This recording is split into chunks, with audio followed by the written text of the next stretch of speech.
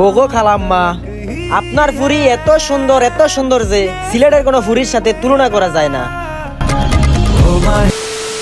এই কথাটা সকল কাপল ব্লগারদেরই মনে রাখা দরকার। ইসলাম কিন্তু ব্যবসাকে হালাল করছে, বউ ব্যবসাকে না।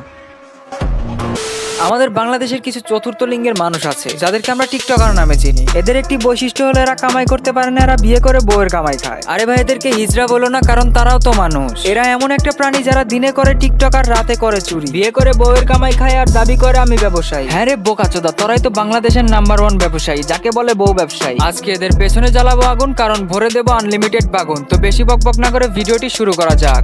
আবে মেরা ইন্ট্রো কাহা গয়া?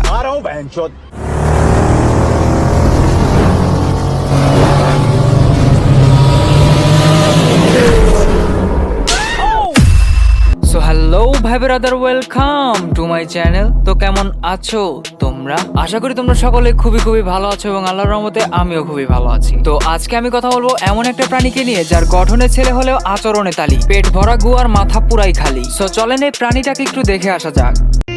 আমি পুইরা গেছি তোমার প্রেমে বাবু।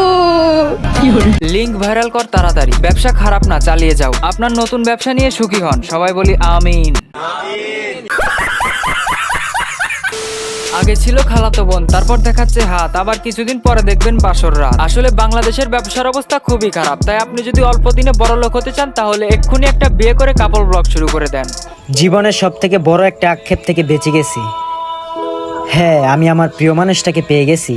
হ্যাঁ, আমি আমার প্রিয় মানুষটারে পেয়ে গেছি। এখন তারে দিয়ে বিজনেস করে কিভাবে কারি মাল কামান যায় সেই রাস্তাটাও চালু করতেছি। এই পোলাটা নাকি এক সময় টাকার অভাবে 3 মাস পর মুরগির মাংস খাইছে, আর এখন সে প্রতিদিন গরুর মাংস খায়। তো এখন সে গরুর মাংস ছাড়া খাবারই খাইতে পারে না। আজ থেকে 2 সপ্তাহ আগে ওমর অন ফায়ার তার ইউটিউব চ্যানেলে একটা ভিডিও আপলোড করছিল কাপল ব্লগ নিয়ে, যেখানে বলছিল এই ব্যবসা করলে কোনো লস নাই, খালি সফলতা আর সফলতা। আর এমনি ব্যবসায় তো লস খাওয়ার সম্ভাবনা থাকে, কিন্তু এই ব্যবসায় লস খাওয়ার কোনো চান্সই নাই, খালি সফলতা আর সফলতা। বুঝো এবার কাপল ব্লগের পাওয়ার কত। মান সম্মান থাক বা না থাক, টাকা কিন্তু তোমার ঠিকই থাকবো। আর টিকটকারের আবার কিসের মান সম্মান? মান সম্মান চাঙ্গে, টাকা ঢুকবো মাঙ্গে।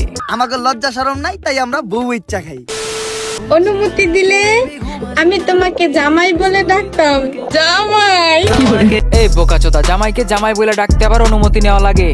জামা কাপড়ের ব্যবসা করে আজকে 10-12 দিন থেকে, কিন্তু শালার আফসোস কেউ ব্যবসায়ী কেউ ডাকতে নাই। আর বউয়ের বয়স নেওয়ার সাধারণত 2-3টা ভিডিও আপলোড দিয়েছি, সবাই ব্যবসায়ী কেউ ডাকতেছে। বাহ জনগণ বাহ।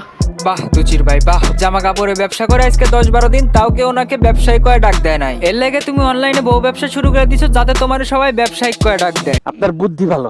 ওর কথা হলো আমি জামা কাপড়ের ব্যবসা করি, তোমরা আমাকে ব্যবসায়িক কয়ে ডাক দাও না। আর এখন মাত্র 2 দিন বউয়ের ভয়েস দিয়ে ভিডিও বানাইছি, তাই তোমরা আমাকে বউ ব্যবসায়ী বলা শুরু করছো। আর তার কারণ পাবলিক জানে। আজকে তুমি বউয়ের ভয়েস দিয়ে ভিডিও বানাইবে, কালকে এসে না চাইবা পরশু ছাড়বা লিঙ্ক, আর তারপরের দিন যাইবা সময় টিভিতে, যাতে তোমরা এই ভয়েস ভিডিও থেকে পর্ন ভিডিও অব্দি না যেতে পারো। পাবলিক তোমাদের সেই ব্যবস্থাই করতেছে।